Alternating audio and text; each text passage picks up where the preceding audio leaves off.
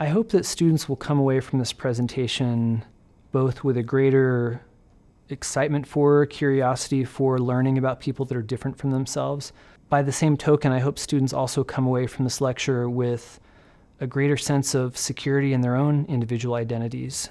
Sometimes at this university, there can be a tendency for students to get this feeling, rightly or wrongly, that there's a certain way to be, that there's a certain way to believe, to comport themselves.